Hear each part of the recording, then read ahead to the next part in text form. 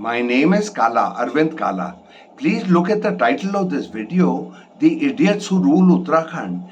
The title has partly been determined because right now as I speak, I am in my ancestral village in Uttarakhand, and when I look at the territory around me, I realize why Uttarakhand is so backward.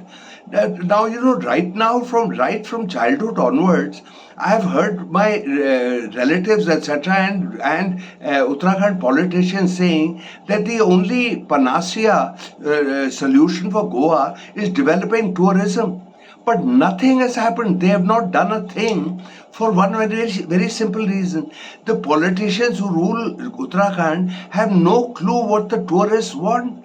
Now, what do the tourists want? As a guy who goes to Goa every year for a month every year, and I live in a place which is frequented by European tourists, the tourists want two or three things. They want booze. They want beer, they want gin, they want access to whiskey, they want this, and they want mutton, and they want chicken, and they want pork, and they want everything. And they want a variety of restaurants to go to, whether it's Mongoloid food or Chinese food or salad food or any other, or McDonald's or whatever. They want every kind of food because every place in Goa is a restaurant, and every place is a hotel, and every place is a bar. But in Uttarakhand, what happens is there are no bars. There are very few places, eating places, because this Hindu thing. In Hardwar you can't get eggs, and in Rishikesh you can't this, because the whole place lies. Around 70-80% of Uttarakhand's income comes from the religious devotees, Hindus. Because Char Dham lies here, and the Char Dham is the Badrinath, Kedarnath, Yamunotri, Gangotri, and it is the Mecca of all Hindus. To Hindus, it is like what Mecca is for Muslims. And so already Uttarakhand gets 45 lakh of these devotees.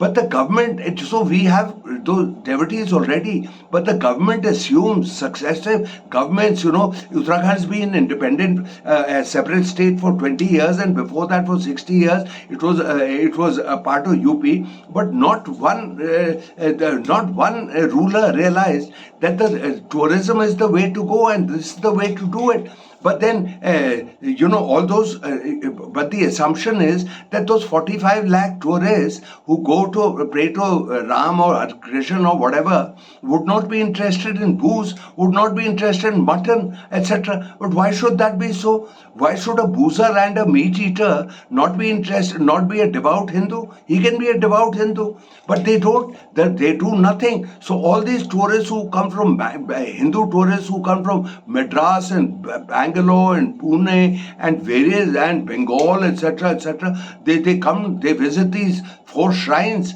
that I mentioned just now, and they take a flight back from Dehradun back to Pune or whatever, etc.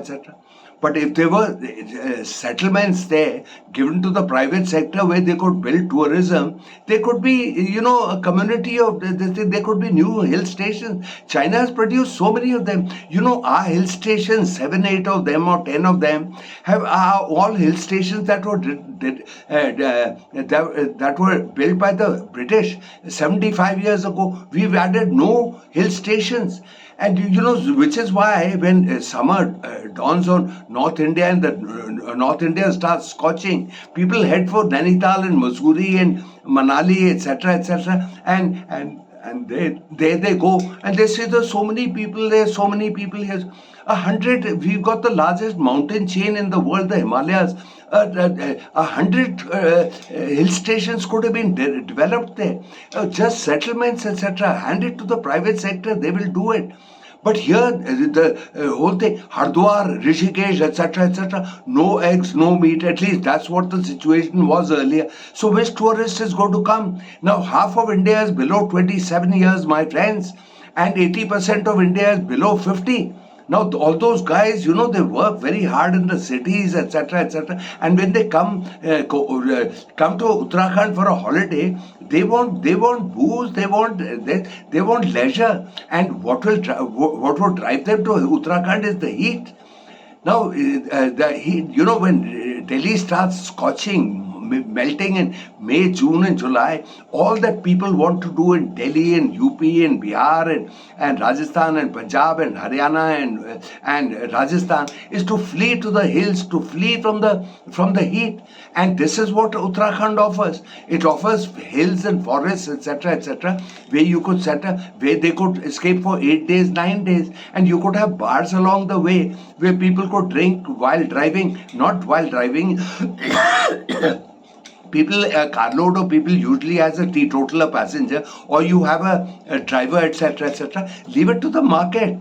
Leave it to the market and have bars along the way. Let people have a good time. But these guys, they have no idea. Don't do this, don't do that. They have a wet blanket mindset. Don't do this, don't do that. Now, I can say that because I go to Goa every year and I live on a street which is frequented by European tourists. And every place is a bar, every place is a restaurant, and every place is a hotel. That competition drives prices downwards. So all Europeans come there and they stay for 3, 4, 5 months in Goa, because their pension retirees in Britain gives them allows them to spend 6 months here and at a better lifestyle than they would get in London, which is very expensive, England, which is very, very, very expensive. So they come there, and then people from all over India come there because prices in Goa are very cheap. That's one reason why I go there also. Booze is cheap, food is cheap. And what do people do in Goa? They sit, the hundreds of shacks along the seashore. So everything is all that the shack owner does is switch on a fan, and the cool sea breeze cools you down, and you look across the ocean where the closest land is Muscat in the Persian Gulf or whatever. So that is, there's a saying, all the things in life are for free. And that's true of Goa, and it's true of Uttarakhand. I remember when I first came here, 10 years ago, when I started coming here, I've come here around 30 times now. I was struck by one thing. Uttarakhand's, vast emptiness. Now that emptiness itself can be sold to people living hemmed in Delhi or Meerut or Ludhiana or this place or that place.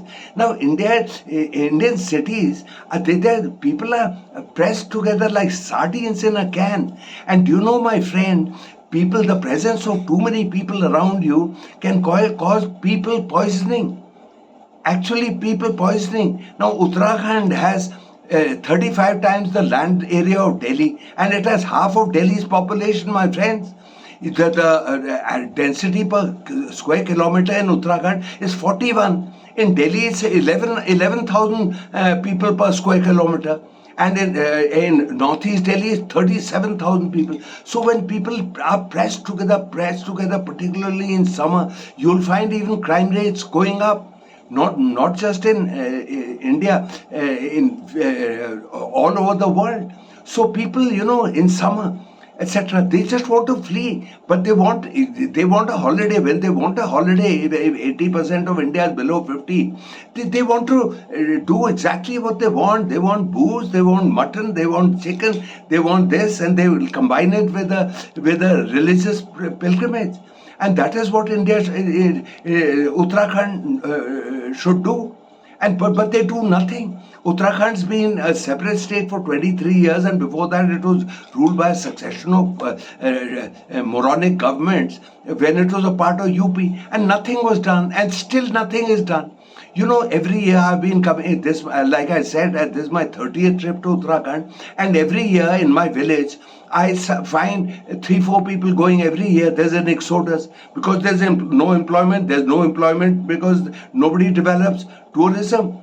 I know the fascination with the village. In Delhi, sometimes when I meet a new friend or whatever, he asks me, where were you? So I said, I was with my ancestral village in Uttarakhand. The guy is fascinated. Everybody is fascinated. You have a village?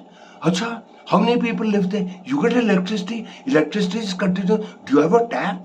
Okay. And you have internet also? You have an internet also? Okay, huh? this is very good. And they look at me as if, I'm a wonder, because already since independence, or even before that, there have been 2-3 generations of people who've only lived in cities in North India. Particularly, people have abandoned the villages because the climate isn't so good. Now Uttarakhand is nice because it's in the Himalayas. It's The climate is very good, which also brings me to Delhi. So they're fascinated, because people want to run away from Delhi, from that poisoning. They get poisoned by one another. They can't understand. They just can't take it. But you need settlements. You need to have a good time, and they have no clue. What they should do is, what the government should do, the Uttarakhand government in this thing, together with the central government's permission, is develop villages which are tourist villages. You can develop, scores of them, maybe even hundreds. Let me tell you the reality of Uttarakhand. It's got 17,000 villages, and 500 of the 80% of them have less than 500 people, and that was calculated in the last census, I think in 2011. Now that number would be still down. Now, all those places in Uttarakhand could become retirement communities. In my village itself, there are around 200-300 houses, but there are barely 70-80 people. 100 people, 150 people maybe. There's nobody. So all those people, retirees living in Delhi, in the hot this thing and with huge electricity bills, etc., would much rather come here, etc. There's nobody to promote them. Now, in my village itself, abandoned homes, owned by somebody, the chap would give his place for rent for 3,000 a month. In Delhi, all these retirees, they live like dogs, in lousy homes, virtually like slums, and they pay 8,000 and 10,000 and 15,000 and 20,000 for a hellhole. That is the reality of Delhi. But Uttarakhand, there is nobody. So the place doesn't develop, and I feel very sad for this place. Wherever you go, and in my state, my ancestral estate only, I've seen a fox, I've seen vulture, I've seen various cobras, dragon, the dragon lizards, etc. And last year, a bear came to our property, and he left a gift behind. His potty under a bush, and everybody in the village was taking me there and showing the potty. Look at this, and all. That was all that they were showing. So it's a terrific place. Everything, and with the technology, etc. What do we do in Delhi? We see Netflix. You can see Netflix here. What do we do in Delhi? We go to YouTube. You can see YouTube right here. My water is for free here. My bijli ka bill, my electricity bill is just 500. In Delhi is bloody 8,000 and 10,000 because the AC is used. And here I live like I'm the Lakshmi Mittal. People see me having a beer and they think I'm Lakshmi Mittal. And in Delhi I'm a bloody nobody. So as the Shakespeare said, better to rule in hell than to serve in heaven. So this place is, I love the place, yeah. What the hell? Who wants to live in the middle of bloody thousands and thousands or tens of thousands of people? Jesus Christ. Give me a break, man. Give me a break. All right, friends, this is a great video. Please forward it to everybody you know. And I must bid you farewell. Okay, goodbye, my friend.